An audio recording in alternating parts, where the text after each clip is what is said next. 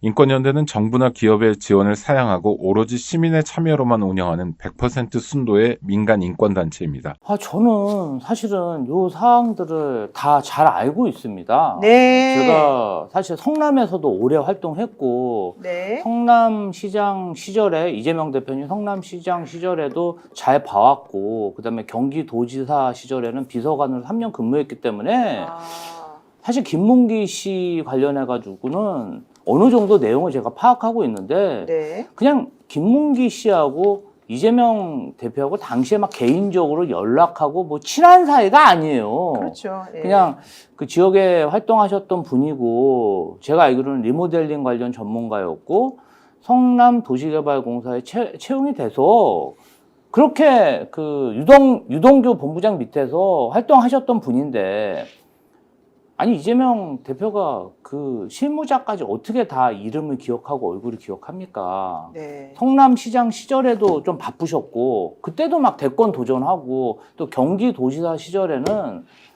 사실은 뭐 재판뿐 아니라 도정도 굉장히 일을 많이 해서, 그렇죠. 저희가 좀 가족들한테도 비서관들이 많이 좀 이렇게 가끔 항의도 받곤 했어요. 너무 많은 일정으로 좀 도지사를 혹사시키는 게 아니냐. 사실 뭐 네. 바쁘게 살아서 저도 도청에 근무했는데 실무팀장님들 잘 기억이 안 납니다. 지금 한 2년 지났는데. 아니 근데 벼랑간 그 기억 안 난다고 내가 기억이 안 날 수 있는 거잖아요. 그렇죠. 예. 아니 기억이라는 게 시간이 지나면 기억이 안 날 수도 있는 건데, 그걸 가지고 이렇게 징역 1년에 집행유예 2년? 그리고 제가 성남 살았는데 성남에 공공기관이 굉장히 많았어요. 옛날에 노태우 정권 시절에 성남의 공공기관을 많이 이주시켰단 말이에요. 그런데 이명박 정부 시절에 이 공공기관들을 막 전부 밖으로 이렇게 보냈잖아요. 네네. 근데 이 사옥을 팔아야 사옥을 질 수 있더라고요. 네. 그래서 근데 이 사옥 지을 때 성남시에는 당시에 그 업무지구, 그러니까 그 아파트나 이런 거 굉장히 못 짓게 하고 될 수 있으면 업무지구 이런 거 들어올 수 있게 굉장히 성남시장이 싸웠습니다. 이재명 시장이. 그랬죠. 그때 사실은 돈도 없었고, 그래서 그 돈 없는 거를 전부 다 이제 바꿔서 뭔가 좀 새롭게 이 도시를 멋지게 만들고 하려면은 뭐 그런 것도 필요했었고. 아니 그러다 보니까 성남에 실제로 도로공사라는 게 있어요. 도로공사. 그래서 판교 테크노밸리 위에 제2 판교 테크노밸리, 제3 판교 테크노밸리가 생겼어요. 실제로. 그러니까 그런 일자리를 만드는 그런 집적 시설이 와야 된다고 해서 이재명 성남시장이 그렇죠. 굉장히 싸웠어요. 맞아요. 그런데 예. 대부분의 다른 지자체는 그냥 아파트를 허가해 줬습니다. 그렇죠. 사실 네. 고향 같은 경우도 막 호텔 부지 이런데 다 오피스텔 아파트로 분양해가지고 주민들이 굉장히 지금 그 난처해하고 있거든요. 이제 그러다 보니까 그 중앙부처에서 성남시가 굉장히 미운 털이 좀 박혔던 것 같아요. 네, 왜 네, 네. 용도 변경 해줘갖고 네. 아파트 업자들이 땅 사가지고 아파트 짓고 이렇게 스무스하게 해결하면 되지 왜 이렇게 막냐, 이런 마찰이 실제로 많았고, 이재명 성남시장이 실제로 굉장히 많이 버텼던 그런 보도도 많거든요. 그래서 제가 그 기운을 아는데 굉장히 중앙정부하고 사이가 나빴습니다. 네. 실제로 그 박근혜 정부 시절에 뭐 다른 건으로도 서울중앙지검에 가서 조사도 많이 받고, 아니 제가 봤을 때는 분명히 압박, 협박이라고 느낄 수 있는 상황이거든요. 다 언론에 나온 얘기고.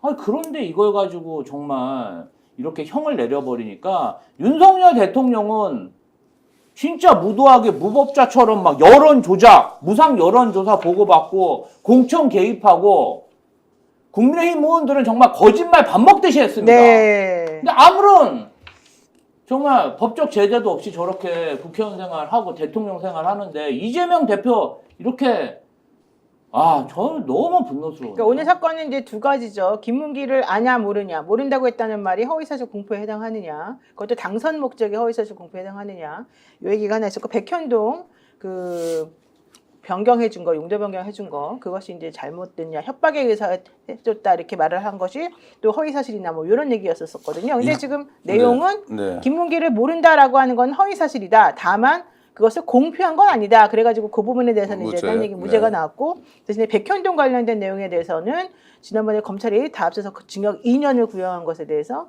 징역 1년과 집행유예 1년이 나온 거예요. 그러니까 이게 문제가 정말 상상하기 어려운 판결이 나왔잖아요. 이를테면 국민의힘 의원들이 방송에 나와서 네. 이재명 대표를 조롱하기 위해서 했던 얘기가 뭐냐면 80만 원 받을 거다. 100만 원 받을 거다 윤상현 이랬어요. 의원이 또 이게 이제 그랬어요. 네. 최고치였어요. 그리고 이재명 대표에 대해서 좀 이해하려고 했던 사람들이 이건 무죄다. 아니고 어떤 사람들은 아예 공소기각이다. 기소 자체가 이게 억지이기 때문에. 그런데 어떤 평론가도 어떤 법조인도 이 사건에서 징역 1년이 나올 거라고 예상하지 못했습니다. 사실 그랬어요. 아주 놀라운 네, 거죠. 네. 왜 이런 게 나왔는지는 사실 모르겠어요. 까닭이. 이 판사가 누구에게 뭐 약점이 잡혔는지 아니면 뭐 이 판결로 뭐가 되고 싶은지 정말 모르겠어요. 이해할 수 없는데 네, 네. 일단 법원에서 발표한 재판부 설명 자료라는 게 있습니다. 있습니다. 11쪽짜리인데 그걸 제가 분석해 봤습니다. 네. 첫째, 이제 허위사실 공표죄라는 건 뭐 구독자 여러분 많이 들으셨겠지만 공직선거법 250조에 나오는데 해당 사항들이 열거되고 있어요. 출생지, 가족관계, 신분, 직업, 경력, 뭐 재산, 행위, 그다음에 소속단체, 누군가에게 지지받는다. 이런 것에 대해서 허위사실을 공표한 자를 처벌하는 거예요. 선거에 당선된 네네. 목적으로. 그런데 여기에는 김문기를 아느냐라는, 누구를 기억하느냐, 누구를 인식하느냐라는 것은 없어요. 그러니까 애초에 처벌이 불가능하잖아요. 그래서 나중에 검찰이 공소장 변경을 해가지고 뭐 교유행위라는 거를 만들어내는데 만들어냈죠. 예. 이 논리를 재판부가 아주 교묘하게 섞고 있는데 이렇습니다. 첫 번째는 김문기를 모른다는 SBS 방송이 있었고요. 그 다음에 김문기와 골프 친 적이 없었다는 두 가지 발언을 문제 삼아요. 맞아요. 이걸 가지고 어떻게 하냐면 김문기는 대장동 사업의 실무자고 그 다음에 경기도 시절에 자주 받지 않냐. 그러니까 모를 수 없다는 거예요. 근데 네. SBS 방송에서 이재명 대표가 뭐라고 얘기하냐면 개인적으로. 성남시장 시절에 몰랐고라고 했거든요. 그러니까 경기도지사 시절에도 몰랐다는 얘기는 안 했어요. 그 성남시장 시절에 몰랐다. 왜냐하면 하위 직원이고 여러분이어가지고 뭐 이런 얘기예요. 그러니까 전혀 충돌한 사실이 없어요. 뭐 돌려 말한 것도 아니에요. 그 형사처벌의 대상이 아니에요. 그런데 법원은 뭐라고 그러냐면 그 다음에 경기도지사 돼서 재판하고 뭐 이러면서 몇 번 봤는데 그러면 김문기라는 사람을 기억할 만한 시간이 충분했는데 왜 모른다고 하느냐라고 윽박지르는 그렇죠. 거예요. 그러니까 기억은 처벌할 수 없다는 아주 중요한 전제가 있는데 당신은 기억할 만한 시간이 충분했는데 왜 기억하지 못하냐는 거예요. 네. 와, 이런 황당한 얘기를 하고 있는 게, 그러니까 핵심은 뭐냐면 네. 이재명 당신은 기억할 만한 상황이다. 시간이 그러니까 오래된 게 아니라 기억했어야만 한다 이런 거죠. 경기도지사 네. 때 봤으니까. 그런데 왜 기억 못하냐라고 하는 거예요.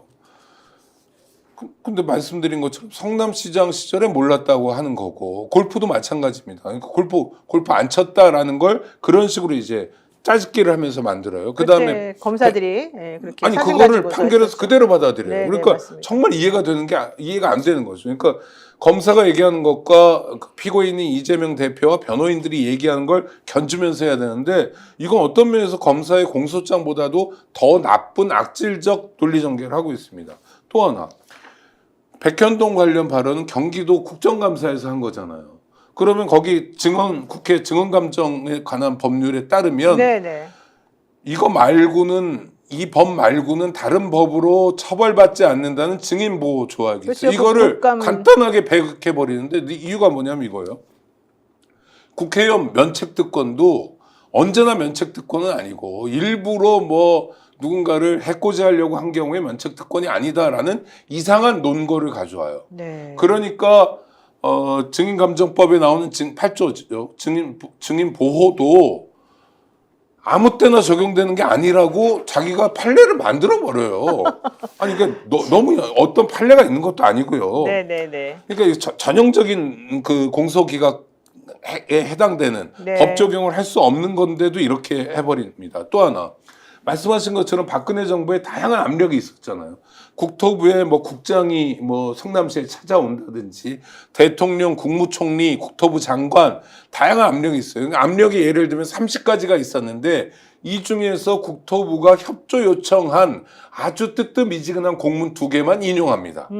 그러면서 뭐라고 하냐면 협조 요청이지 언제 여기서 협박했냐라는 네. 거예요. 그러니까 수십 개의 증거가 있는데 이 증거는 아예 보지도 않아요. 채택도 안 하고 들여다보지도 않고 검사의 일방적인 것만 가지고 채택한 겁니다. 그러면서 하는 얘기가 뭐냐면 아니 국토부에서 압박이 있었더라도 어차피 성남시에서 결정하는 건데 네. 네가 결정하는데 뭐가 문제냐라는 거예요. 아니 그러니까 성남시에서 결정하는 걸 알기 때문에 대통령도 총리도 국토부도 압박을 하는 거 아닙니까? 그 용도 변경하라, 빨리 문제 해결하라고. 네. 그러니까 이게 완전히 상식에 반하는 얘기들을 하고요. 네. 그 다음에 이게 죄질이 나쁘다 그러잖아요. 왜냐하면 적극적으로 이 이재명 당시 후보가 또는 경기도지사가 자기가 대장동 비리에 관련됐다는 걸 적극적으로 해명하기 위해서 이 판을 활용했다는 거예요. 그래서 죄질이 나쁘다는 건데 방송에 출연했잖아요. 네. 그런데 대본에도 없었어요. 그 얘기가. 갑자기 진행자가 거죠? 물어본 겁니다. 네. 그 갑자기 물어서 갑자기 답한 거예요. 성립하지 않죠? 경기도에 대한 국정감사는 자기가 판을 깐 게 아니라 국민의힘 국회의원들이 백현동에서 직접적으로 물어본 거예요. 계속 그렇죠, 공격을 그렇죠. 하는 상황이었어요. 자기가 판을 깔아서 한 게 아니에요. 그러니까 이것도 너무 웃기고요. 그러니까 막 궤변도 이 정도면 정말 희한한 거고. 마지막으로 양형 이유 중에 그러니까 이 사람 죄질이 나쁘다. 죄책이 심하다. 정말 혼내줘야 된다라고 네. 얘기하는 게 선거법으로 전과가 있다는 거예요. 근데 구독자 여러분 잘 모르면 이 사건이 뭐냐면 2010년에 성남의 어디 전철역 앞에서 명함을 뿌려요. 이재명 당시 성남시장 후보가. 네. 그래서 벌금 50만 원 받은 거거든요. 14년 전에 벌금 50만 원 받은 걸 가지고 동정 전과가 있다. 그러니 엄하게 처벌해야 된다.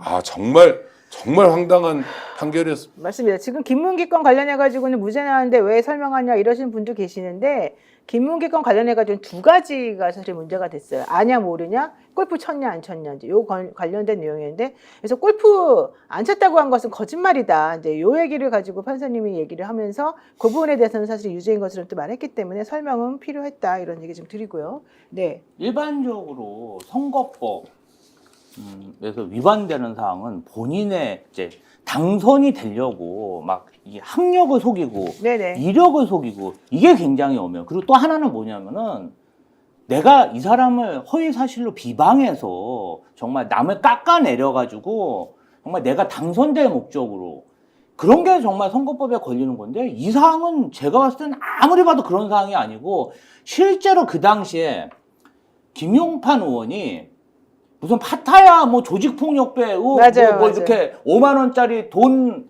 이렇게 사진을 제시하면서 장영하 소장이랑 막 이거 가지고 의혹을 제기했어요. 근데 사실이 아닌 게 다 밝혀졌죠. 네네. 자, 김용판 이 사람 처벌 받았습니까?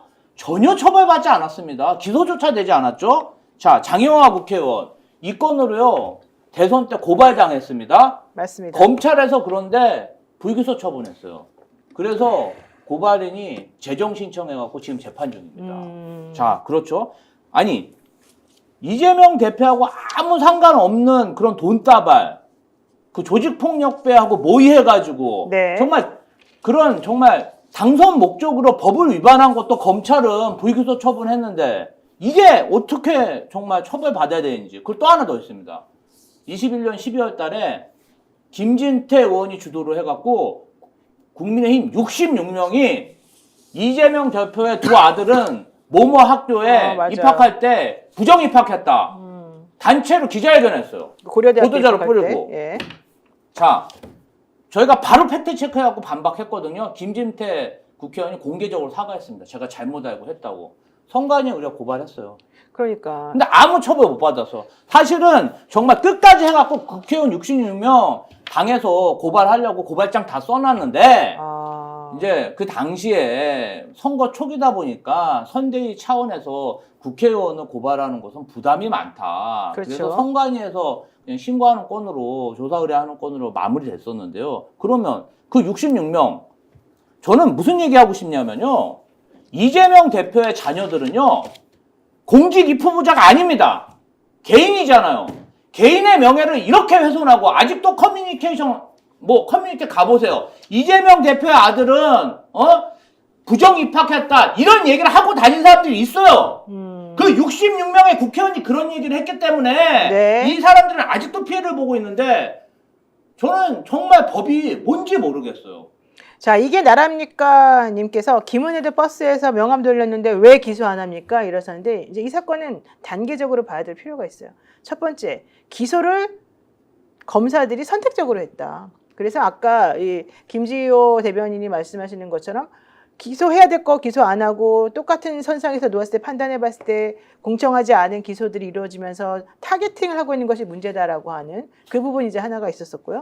두 번째는 기소가 된 다음에 검사들이 증거라고 하는 것들을 조금 조작하고 변조하고 이래가지고 잘못 재판에 내보냈다 이제 이런 것들이 있었었고, 세 번째 아까 말한 것처럼 공직선거법이라고 하는 것은 매우 엄하게 다스리는 그런 그 범죄이기 때문에 그 조항에서는 딱 행위태양이 적시되어 있는 건에 해당하는 것만 사실은 엄하게 해석을 해서 이걸 처벌을 해요. 근데 그 내용이 하나도 없는 것이었기 때문에 교유행위라고 하는 행위라고 하는 걸 붙이기 위해서 검사들이 중간에 기소장을 바꾸거든요. 공소장을 변경하거든요. 그렇게까지 해가지고 사실 이 상황을 와가지고 2년 넘게 지금 재판하는 상황이었는데 그것을 판사님께서 정치하게 정확하게 좀 따져주지를 않고 그냥 대강 기억이라고 하는 것부터 시작해가지고 혹시 이쪽의 주장은 하나도 안 받아들이고 오로지 검찰의 주장만 받아들여서 판결 내린 거 아닌가 이제 이런 얘기가 지금 나와 있는 거거든요. 그러니까 문제점을 하나부터 따지다 보면 너무너무 많은 거가 되는 거죠. 그러니까 재판부가 의혹에 대한 해명, 네. 자기가 이제 대장동 비리에 연루된 뭐 범죄자, 네. 혐의자니까 그 의혹을 해명하려고 방송이라는 매체를 이용해서 네. 방송이라는 건 뭐예요? 파급력과 전파력이 큰 그 매체를 이용해서 자기의 의혹을 벗어나려고 했다라는 거예요. 네. 그러니까 정말 나쁜 범죄자라는 거예요. 이용한 적이 없어요. 왜냐하면 국정감사를 받는 경기도지사는 물론 국회 방송을 통해서 되니까 그것도 파급력, 전파력은 있겠지만 아까 말씀드린 것처럼 자기가 그런 의도를 가지고 만든 상황이 아니잖아요. 질문을 받고 질문에 답변하는 과정에서 내가 여러 차례 압박을 받았다는 거고 네. 질문도 누가 했냐면 이재명 경기도지사를 힘들게 만들고 싶은 국민의힘 국회의원들이 한 거예요. 네. 그러니까 자기 의도가 없어요. 예를 들어 범죄라고 친다면 범죄 의도가 없는데 범죄 의도가 있다고 형식, 방송이라는 형식만 가지고 짜맞추는 겁니다. SBS도 아까 말씀드린 것처럼 대본에도 없고 자기가 먼저 잠깐만요. 내가 김문기 씨에 대해서 할 말이 하나 있어요. 라고 네. 이야기했다면 그 의도에 조금이라도 맞을 수 있지만 전혀 없어요. 그러니까 수동적으로 진행자가 질문하니까 수동적으로 답변한 거예요. 또 그날은 어떤 날이냐면 김문기 씨의 비극적인 일이 있은 직후잖아요. 네. 그러니까 누구라도 사실 그걸 뭐 적극적으로 어떻게 뭐 하는 게 아니라 정말 좀 망자에 대한 뭐 추모하는 마음이나 이런 것도 있는 거 아닙니까? 네, 그런 네. 상황에서 굉장히 수동적으로 이야기한 거를 이 사람은 그러니까 판사가 이재명 대표의 마음속에 들어가서 저 사람은 대장동 범죄자야 1번.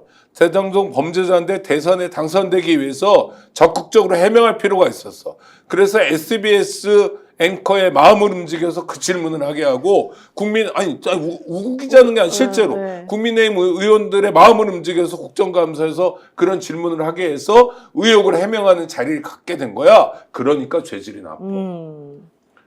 김 대변인 말씀처럼 형평성이 안 맞잖아요. 네. 국민의힘의 누구누구 그것도 좋은데 그럼 이 사안이라도 뭐 정의가 살아 있어야 되잖아요. 네. 검찰은 그렇다 쳐도 기소는 검찰이 하는 거니까 윤석열 검찰은 원래 그래 구제불능이야 쳐도 그래도 우리는 사법부는 대한민국 인권의 최후의 보루 사법부가 인권을 안 지켜주면 누가 지켜줍니까? 네, 맞습니다. 원통해요 정말. 마라소다님께서 백현동 건은 경기도지사 때 국감에서 벌어진 일인데 왜 선거법에 범죄에 들어가나요? 질문하셨는데 이 발언을 한 게 2021년 10월이거든요.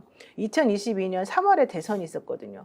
그러니까 6개월 안에 대선 전에, 그러니까 대선에 영향을 미칠 수 있는 영향력 있는 거짓말을 했다. 이제 이것들이 사실 이제 문제가 되는 거예요.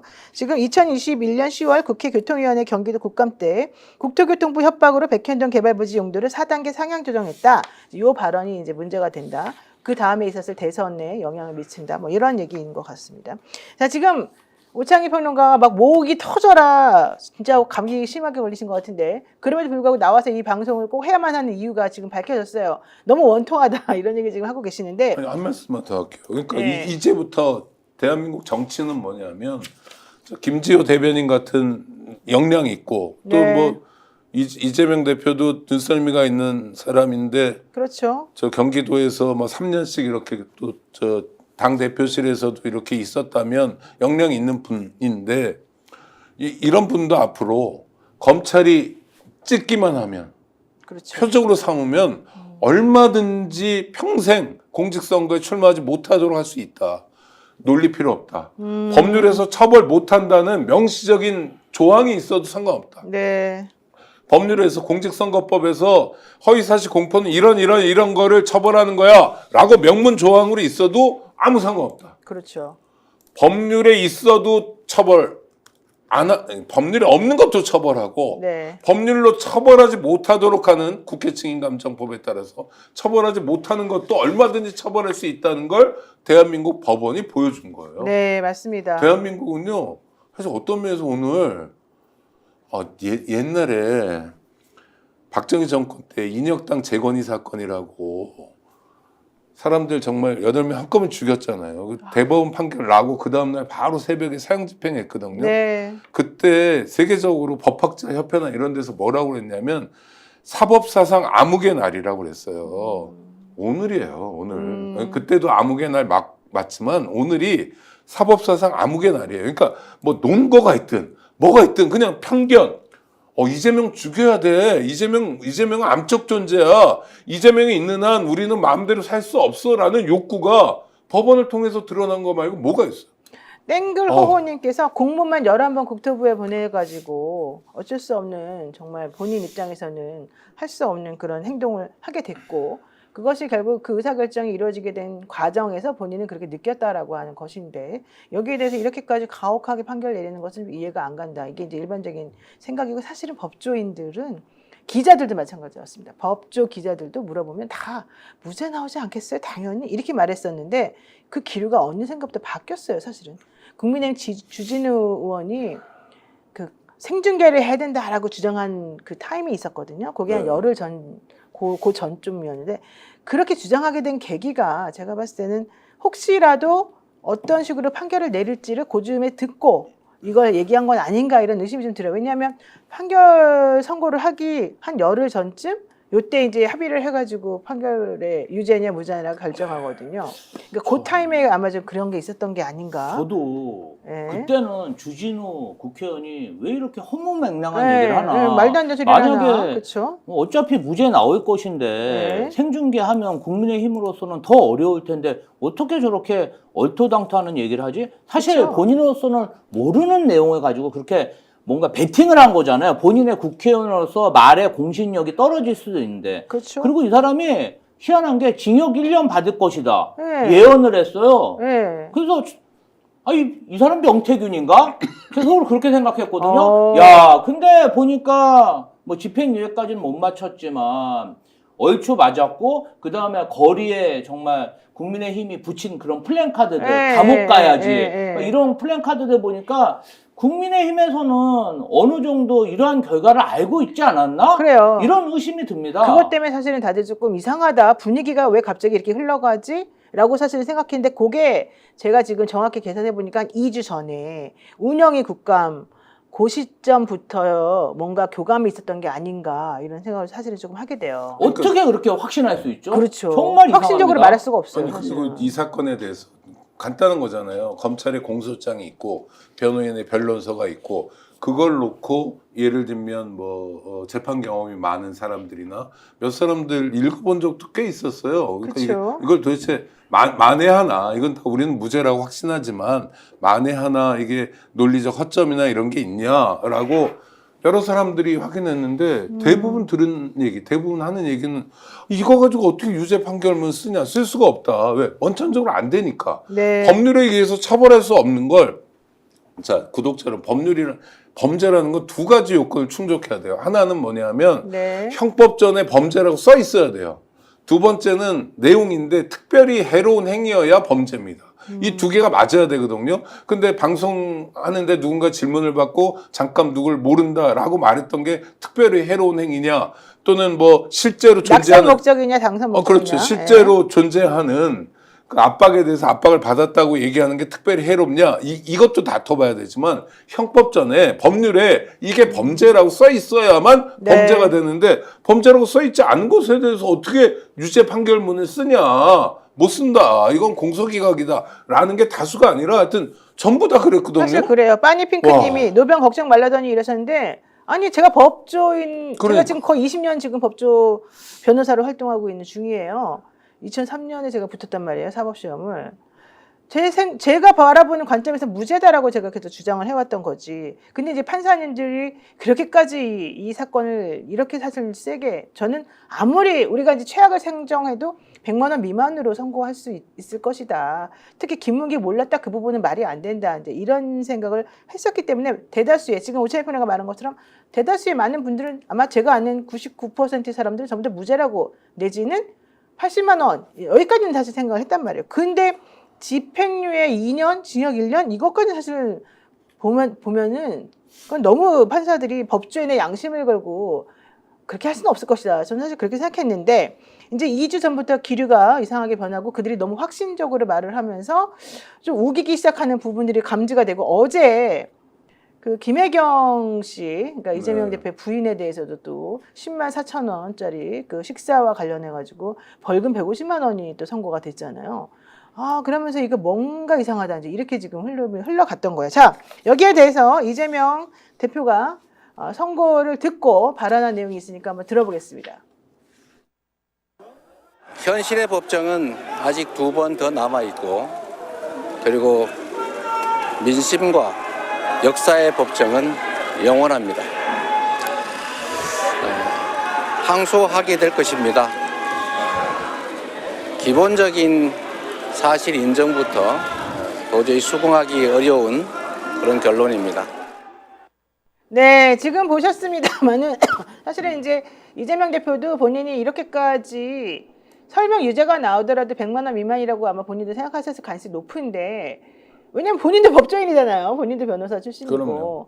그런데 이렇게 판결 선고가 나니까 한동안 재판부로부터 시선을 떼지를 못하고 그분이 나중에 이제 나와가지고 저런 이게 정말 역사적인 날이 될 것이다 이런 얘기를 이제 하셨다는 거거든요.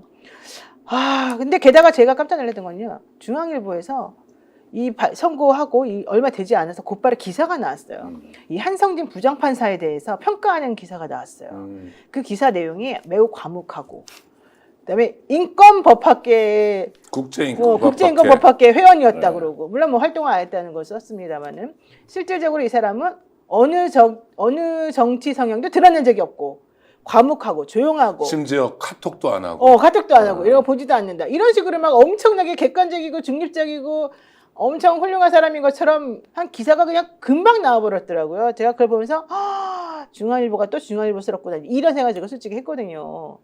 근데 이재명 대표를 가까이 보셨을 때 저렇게 당황하고 이런 캐릭터입니까? 어떻습니까? 대충 앞에를 두세 가지를 다 예측하고 이렇게 그러니까 중견 정치인이고 그렇죠. 이제는 뭐 조금 최고의 앞날을. 리더 자리에 갔으니까 아니, 그런 어때요? 그러니까 평소 그냥 지금 저 모습 자체 놀란 거죠? 저 모습 자체도 엄청 훈련됐으니까 아. 본인이 저 정도라도. 저 정도를 해가지고 국민들 앞에서 지도자잖아요. 네. 그 네. 안정감을 주려고 굉장히 노력을 하는 거예요. 본인이 만약에 여기서 격한 발언을 한다든지 뭔가 흔들리면. 불만을 표시하면은 사실 지지층이나 많은 민주당원들이 진짜 사법부로 쫓아갈 수가 있어요. 네. 또 국가가 혼란스러울 수도 있고. 트럼프는 그랬을 텐데 그렇죠. 그럼 굉장히 본인이 성찰하면서 뭔가 이 국면을 안정감 있게 넘어가려고 노력을 하는 거지. 본인 심정이 좋겠습니까? 저는 본인 배우자도 지금 그러니까 어제 그러고 사법 판결 오늘까지 받고 그리고 사실은 김문기 씨 관련된 건도 그렇고 백현동 건도 그렇고 여권에서 정치 공세화한 거예요. 김문기 씨가 검찰 강압수사 받다가 스스로 생을 마감하신 거잖아요. 그럼 검찰 때문에 생을 마감하신 건데 이재명 대표 때문에 돌아가셨다는 거예요. 이재명 대표 아니었으면 수사받을 일이 없었을 텐데 그게 말입니까? 네. 아휴. 자, 각 당의 반응도 나왔습니다. 여당에서는 마치 사필 기정이라는 식으로 당연히 사법부가 정말 어려운 압박을 뚫고도 제대로 된 정의로운 판결 내렸다 이런 식으로 얘기를 했고요.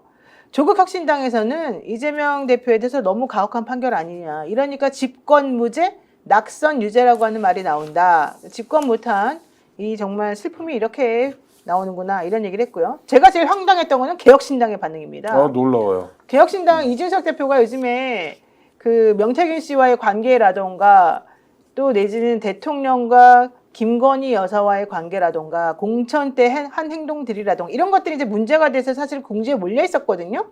허은하 대표 특히 본인은 내용도 잘 모르면서 이제 이준석 의원을 실드치다가 여러 번 공경에 빠진 걸로 제가 알고 있는데 개혁신당에서 저렇게 말합니다. 이재명 대표의 사법 리스크는 이제 시작이다. 공정한 판단을 기대한다. 사법부의 독립성을 확인시켜 주신 것임과 동시에 대한민국에 아직 정의가 살아있다는 것을 증명해줬다. 이제 이재명 대표와 민주당은 국민 앞에 사죄하고 법원의 판단을 겸허히 받아들여라. 이랬단 말이죠. 야, 이건 정말 전 황당무계하지 않습니까? 황당무계하고요. 예, 좀 얘기 좀 해주세요. 아니 그러니까 뭐 일단 자기들 얘기부터 해야죠. 네. 그러니까 뭐 법원이 여러 가지 난관에도 불구하고 이걸 돌파해냈다 뭐 이런 거예요. 내용을 좀 들여다봤으면 좋겠고요. 저는 좀 아쉬운 대목의 논평이 하나 눈에 들어옵니다. 네. 그건 27명의 문재인 정부 때 청와대 출신 국회의원들이 규탄 성명을 냈어요. 맞아요. 아, 이거 이재명 죽이기다 뭐 이런 얘기를 했는데 근데 저는 좀 이상한 게 미리 준비했겠죠, 성명을. 왜 따로 그렇게 27명 청와대 출신들이 성명을 내야 하는지 모르겠어요. 민주당 당원들이고 민주당 국회의원들인데 의원총회 차원도 있을 거고 그게 아니더라도 네. 예를 들면 민주당 검찰독재위원 뭐 대책위원회 이런 거 있죠, 뭐 법률위원회, 인권위원회 이런 거 있죠. 그러니까 다 있거든요. 근데 왜 따로 노는지 이게 혹시 조금 이상한 생각 아니라고 얘기해 주세요. 사실은 그런 이제 의심이 들었습니다. 검찰독재대책위원회 명의로도 성명서가 이제 준비되고 있긴 했었었는데 요 얘기 나왔습니다. 기어코 없는 죄를 만들어낸 정치검찰 사법정의가 무너졌습니다. 이게 이제 제목이고요. 이재명 대표 선거법 위반 혐의에 유죄가 선고되었다. 지난 대선 이후 검찰은 이재명 대표 죽이기에만 골몰했다. 수도 없는 압수수색했고 통신기록 조회했다. 특히 이번 선거법 기소는 억지 기소 그 자체다. 검찰이 문제 삼은 그런 것들은 현실적으로는 이렇게 사법에 이런 기소돼서 뭔가 할 만한 건은 아니다. 이런 얘기 이제 했는데 다 좋은 말이었지만 좀 전에 이제 오창희 평론가가 지적한 부분은 이거죠. 문재인 정부 청와대 출신 국회의원 일동은 윤석열 정권 심판과 정권 교체의 선봉이 되겠습니다. 두고두고 아쉬움이 남는 미연의 검찰 개혁을 반드시 완수하겠습니다. 이렇게 말하면서 문재인 정부 청와대 출신 국회의원 명의로 이런 또 성명을 발표했다는 것이 이상하다. 이게 전 두 가지인데 첫 번째 문재인 정부 청와대에서 정말 의지를 가지고 검찰 개혁을 했다면 이런 상황 없었어요. 네. 두 번째 사람 좀 제대로 골라 뽑고 정말 잘하는 게 뭔지 모를 사람을 서울중앙지검장, 검찰총장까지 정말 영전을 거듭시켜주고 그 다음에 추윤 갈등이라고 있을 때 네. 그때 청와대에서 제대로 역할만 했어도 문제가 있다면 둘 다 내보내든지 아니면 정말 잘못하고 있는 윤석열 검찰총장을 내보내든지 그것도 아니고 이제 와서 그러잖아요. 민정수석이 뭐 윤석열 검찰총장한테 사표 받으러 왔더니 윤석열 검찰총장이 그냥 화나서 지나가는 말로 한 건데 뭘 오셨냐고 그래서 그냥 왔다. 이게 청와대입니까? 부끄러운 줄 알아야죠. 사실 국민들이 말을 안 해서 그렇지 문재인 정부 때 너무 잘못하고 이런 일종의 악의 씨 같은 게 뿌려진 거잖아요. 그것 때문에 국민들이 지금 괴로워하고 이게 나라냐라고 다시 국민들이 얘기하는 거 아닙니까? 안보 불안에도 시달려야 되고. 참. 네, 문재인 정부 청와대 출신 국회의원들이 이제 이런 말을 굳이 한 것은 좋게 선회를 해보면 당시 문재인 정부에서 검찰 개혁을 하려고 했는데 그게 실패했기 때문에 본인들이 좀 책임감을 가지고 앞으로는 정말 이런 일이 벌어지지 않도록 열심히 하겠다. 이런 뜻으로 사실은 이걸 만든 것이라고 좋게 생각할 수가 저도 있습니다. 그렇게 생각할게요. 네, 근데 이제 문제는 이게 악용이 되면 국힘이나 아니면 저쪽 사람들은 봐라. 이재명 유죄 선고 나자마자 그것도 이거는 지금 공직선거 관련해 가지고 10년 동안 대선을 못 되는 그런 큰 판결이거든요. 벌금도 아니어서. 그렇게 되면은 봐라 사법 리스크 이렇게 니네들도 이제 스스로 이제 분할하기 시작한다. 요 얘기로 혹시라도 그런 식으로 공격을 당할까봐 지금 얘기를 지금 하는 것 같습니다. 저는 근데 앞으로 네. 검찰이 앞으로 이재명 대표와 그 배우자 관련해서 또 수사를 하고 있는 게 많아요. 무차별하게 피의 사실과 공무상 비밀을 누설하고 또 없는 얘기를 언론사에 퍼뜨려서 전국 주도권을 잡으려는 시도를 할 수 있거든요. 네. 왜냐하면 이번 도건 유죄 나왔잖아요. 그래서 민주당의 대처가 중요합니다. 검찰 독재 정치 탄압 대책위에서 뭔가 그런 피의 사실 공표, 공무상 비밀 누설죄 그리고 언론의 그런 확인되지 않은 그런 검찰발 보도에 대해서는 언중이나 소송을 통해서 바로 잡아야 된다고 생각합니다. 하나하나 다 잡아내야 된다고 생각합니다. 네, 맞습니다. 자, 이제 문제는 이겁니다. 사실은 15일 날, 오늘 나오는 이재명 대표에 대한 판결 선고는, 사람들이 전부 다 많이 나와봤자 벌금형 100만 원 미만으로 나올 것이다. 이렇게 생각했던 건이에요, 사실은. 그만큼 누가 보더라도 이게 말이 안 되는 기소였다고 생각했기 때문이고, 사법부를 믿었기 때문인데, 사실은 이제 25일 날 있을 재판이 그게 바로 위증교 사건이란 말이죠. 근데 그 위증교 사건에 대해서는 나 위증한 거 맞아요 라고 말했던 바로 그 장본인이 사실은 자기가 KBS PD로 있을 때 이재명 대표하고 같이 좀 당시 성남시장 지금 이제 고인이 되셨지만 그분에 대한 사건을 취재하는 과정에서 이제 어쨌든 같은 행동을 한 사람이라고 알려진 그 사람이었는데 이재명 대표가 나에게 전화해가지고 위증을 교사했다 이렇게 말을 해버렸기 때문에 그것은 좀 더 위험했다 이렇게 판단이 들었었단 말이죠. 근데 이렇게 오늘 이런 판결이 나온 걸 보면 25일 판결은 뭐 보나마나다 이제 이런 얘기를 하시는 분들이 있어요. 어떻게 보세요? 아니 뭐 흔히 농담으로 저 친구는 뭐 숨 쉬는 거 빼고 다 거짓말이야 이런 얘기도 하잖아요. 네. 그럴 리는 없을 텐데 어느 누구도 이재명 대표에 대해서 윤석열 검찰이 덧씌운 범죄 혐의는 뭐냐면 네. 저 사람은 숨 쉬는 거 빼고는 다 불법이야 라는 거예요. 반복해서 사실대로 이야기해달라고 해도 불법이야. 왜 속마음은 다르니까. 왜 당신은 중의적으로 이미 의미가 두 개인 거죠. 그렇죠. 두 가지 의미로 얘기하는 사람이니까. 그리고 듣는 사람이 그렇게 들었으니까 라는 거예요.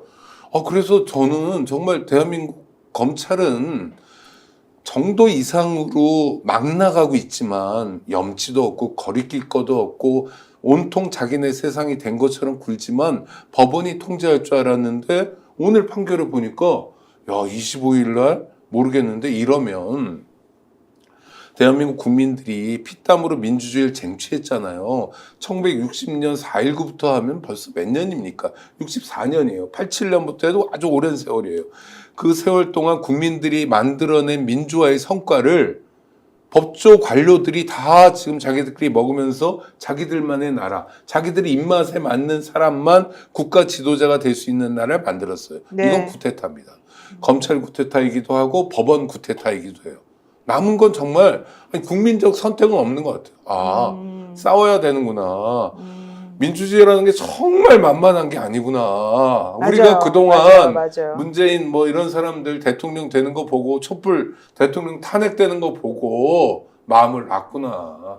사실은 기반은 되게 취약한데 분단 국가인데 휙휙 움직일 수도 있는데 너무 마음 놓고 살았구나 라고 반성하게 되더라고요. 사실은 오늘 요즘에 제 심정. 맞습니다. 요즘 명태균 게이트가 나오면서 이 정부에서 아무런 권력도 없고 아무런 그런 것도 없는 사람이 막 뒤에서 이렇게 좌지우지하는 그런 모습을 보고 이거 되게 웃긴다. 이거 말이 안 된다. 이제 이게 이준석 의원의 또 입을 통해서 막 그 당시 무슨 일이 벌어졌는지가 막 터져나오는 시점이었기 때문에 이렇게 되면은 정말 모든 국민들과 많은 사람들이 대통령 지금 지지율도 20% 밑으로 떨어졌던 상황이라 물론 오늘은 좀 더 올랐습니다만 그런 상황이었기 때문에 이제 대한민국이 바뀔 것이다. 그래서 좀 약간 안심했던 것 같아요. 네. 근데 그게 사실 생각보다 쉬운 일은 아니라는 게 다시 한번 증명이 된 거죠. 제가 이렇게 네.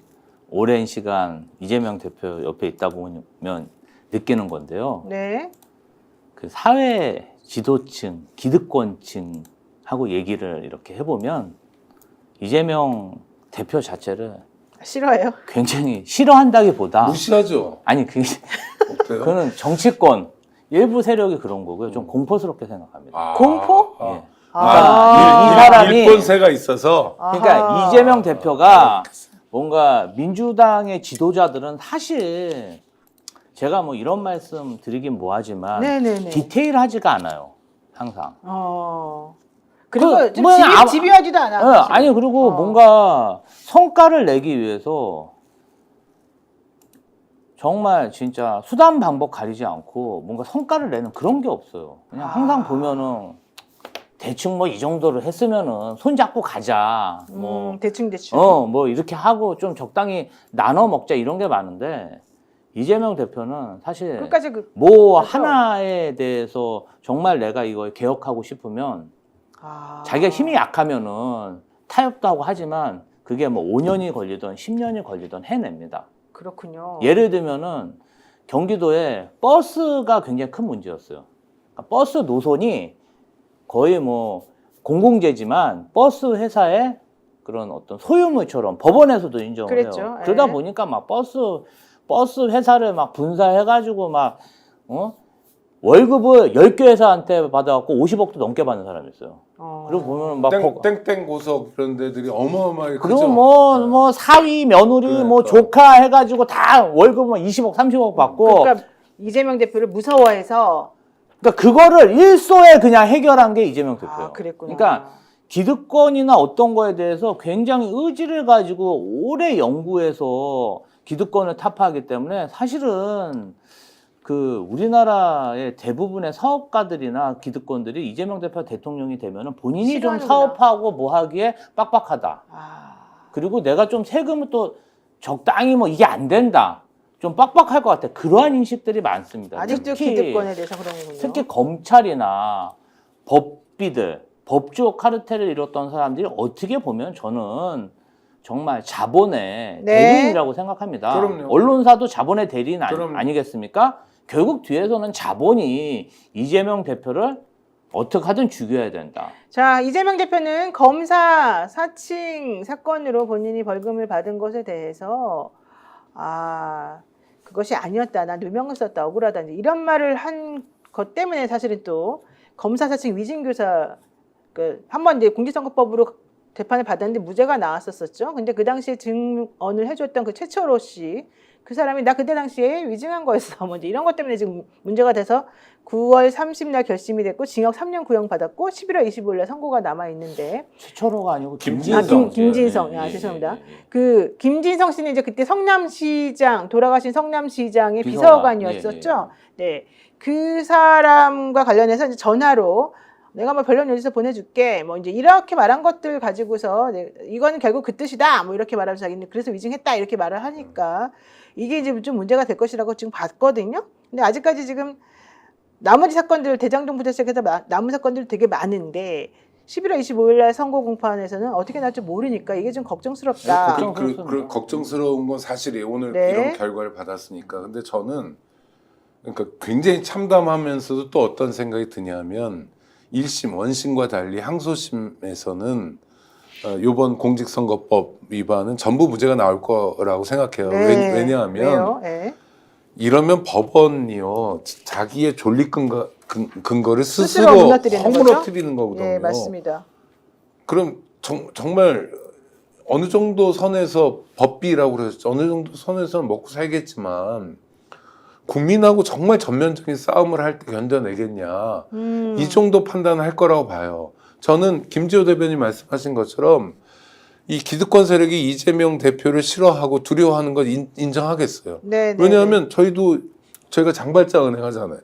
서민금융진흥원에서 돈 빌려주는데 16%거든요. 사채 같아요. 근데 이재명이 만약에 대통령이 됐다. 그럼 저 같으면 1, 2%에 빌려줄 것 같아요. 긴급 막 50만 원, 100만 원. 왜냐하면 지금 YTN에서 불법 추심 이런 거 막 나오잖아요. 그 사람들이 20만 원, 30만 원 빌렸다가 그 악질 사채업자들한테 걸려가지고 막 스스로 목숨도 끊고 이런 건데 이런 거 보면서 안타까워하는 사람들이 정치를 해야죠. 맞아요. 불법 사채 추심 때문에 목숨을 끊었던 안타까운 소식이 또 얼마 전에 있었었는데요. 해피님, 우리는 헛개비를 리더라고 뽑아놓고 다 된 것처럼 옛날에 즐거워했던 거 아닙니까? 이재명 대표 못 지키면 이 나라는 가망이 없습니다. 이렇게 또 두 번째 슈퍼챗 보내주셨고 2등 집사님께서도 또 슈퍼챗 보내주셨고 그리고 OS 9586님 네, 온리 이재명 우리는 뚫고 나갑니다. 걱정하지 맙시다. 화이팅입니다. 또 이런 얘기도 해주셨고요. 오호후님, 네. 오씨가 많은가요? 아니, 그러니까 이게 이응인지 오인지 네. 잘 모르겠어요. 또 슈퍼챗 보내주시면서 우리를 또 응원해 주셨고요. 제가 다른 분들도 말씀을 드려야 되는데 다 막 지나가 버려서 잘 못하겠어요. 하여튼 죄송합니다만은 응원해 주시는 분들이 오늘 유독 많다. 이거에 대해서 감사를 제가 드리고요. 그 다음에 더 중요한 거는 1심 판결 선고 오늘 있었던 것 때문에 한동훈 대표가 걱정하지 말고 판결해라. 판사. 민주당 이번에 선거 보전 비용 434억 원 내도 걱정 없다, 끄떡 없다 이런 메시지를 준 거지. 저는 사실은 좀 상당히 좀 기분이 나빴었거든요. 근데 그런 것들 때문에 설마 어떤 압력을 받아가지고 이런 식으로 판결 선고하신 건 아닐 거라고 믿고 아까 우리 우창희 평론가 말씀하신 것처럼 2심에서는 좀 다시 한번 제대로 된 이 법리 투쟁이나 이런 것들에 대해서 한번 확인을 좀 받을 수 있는 시간이 됐으면 내일 좋겠어요. 보니까 네. 우리 박찬대 원내대표? 원내대표가 네.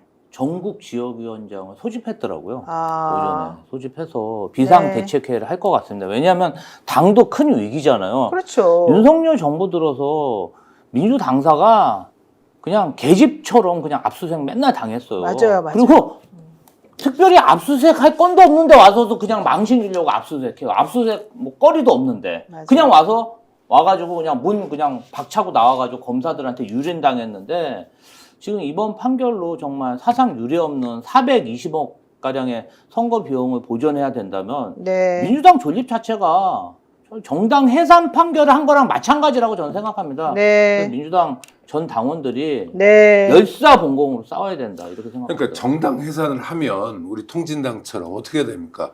국회에서 결의하고 헌법재판소에서 인용해야 되잖아요. 네. 그러니까 민주적 대의와 법률적 전문성 이런 거를 합해가지고 정당을 해산하는 건데 이거는 검찰이 억지 기소해놓고 법원에서 그냥 들여다보지도 않고 인용해버리고 그래서 제일 야당이고 국회 절대 다수당을 네. 한 방에 보낼 수 있다.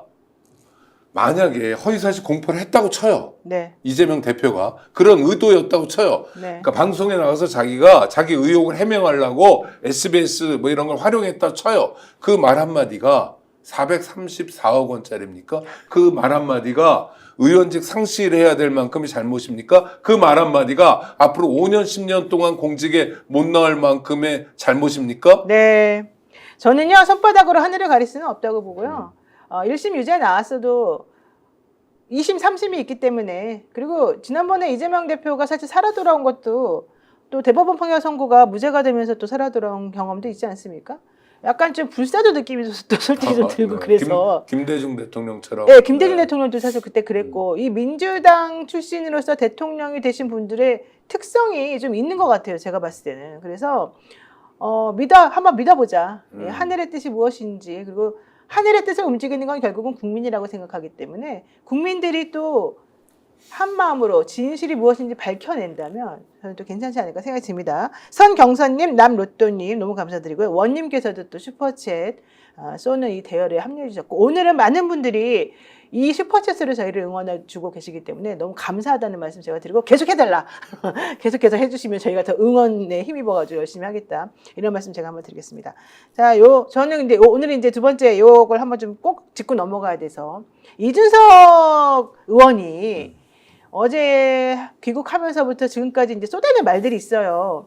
대통령이 그러니까 당선인 시절에 공천에 개입해서 특히 포항시장 공천과 김태우 강서구청장 공천에 개입했었던 거, 또 강원도지사 공천 관련해서도 또 어떤 일을 했는지 이런 것들에 대해서 사실은 소상인지 말을 하기 시작했거든요. 그리고 앞으로 명태균 씨 관련해가지고 좀 더 큰 이벤트, 뭐 이벤트라고 하긴 그렇지만 좀 더 큰 폭탄이 좀 터질 것들이 저는 더 많이 남아있다고 좀 보거든요. 왜냐면 명태균 씨하고 그 김영선 씨가 구속은 됐지만 실제 그들의 죄는 그 정치자금법, 뭐 예비 후보들로부터 돈 받을 그것만에 국한되는 건 아니고 우리가 지금 들어보니까 완벽하게 그 더 큰 문제점, 사인의 국정농단이 어떤 식으로 벌어졌는지가 완벽하게 나오지 않습니까? 저는 이준석 의원이 본인도 여기서 자유롭지 않고 특히 김종인 전 비대위원장 같은 경우는 자기는 전혀 모른다고 얘기했는데 알고 봤더니 매일매일 연락하고 주고받던 사이였고 이 상황은 무엇입니까? 여기는 어떻게 생각하십니까? 라고 맨날 정치적 자문을 오히려 그 사람한테 구하던 상황이었던 게 다 드러나지 않습니까? 그래서 이 부분과 관련해가지고 앞으로 어떤 일이 벌어질지 한번 얘기를 좀 해봐야 될 것 같아요. 한번 얘기 좀 해주세요. 저는 좀 이준석 뭐 물론 명태균 씨가 구속이 됐고 네. 윤석열 대통령 관련해서 여론 조작, 여론 무상 보고, 공천 거래 이게 핵심이죠. 그런데 뭐 이준석 대표가 지금 폭로하는 이 내용들을 보면은 네. 정당인의 한 사람으로서 이준석 대표는 왜 정치를 했나?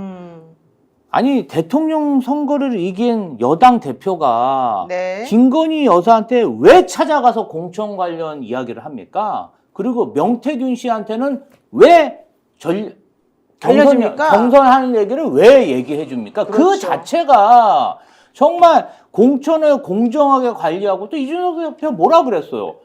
시험 봐야 된다 그랬어요. 국민의힘은 썩었기 때문에 후보자들, 지방선거 후보자들 60대가 되든 70대가 되든 다 시험 봐서 자질 있는 사람 공정하게 경쟁시키겠다. 그게 공정한 겁니까? 저는 조금 그 과정을 보면서 그 본인도 부끄러운 것도 없어요. 그러니까 저는 이상하더라고요. 그 얘기를 들어보면요. 이준석 대표는 자기가 한 건 마치 아무것도 아닌 것인 양 말을 해요. 자신이 당대표 시절에 명태균이라고 하는 사인에게 전화를 걸어가지고 야 네가 알고 있는 거랑 틀려 김영선 경선해야 된다더라 이런 얘기를 해줬다는 거거든요. 그래서 명태균이 잘못 알고 있었기 때문에 자기가 알려줬다는 식으로 말하는데 그 사람이 잘못 알았거나 말았거나 자기가 그걸 왜 알려줍니까? 당대표는요. 당대표인데. 예. 공천을 공정하게 관리해야 될 의무가 있는 그러니까요. 사람이에요. 예. 그리고 공관위에 맡겨서 본인이 권한이 없는데 왜 김건희한테 가가지고 그걸 그러니까. 의논합니까? 예, 그 방에 권한도 없는 사람한테. 대표님이세요? 네. 지금 만나러 가도 되죠?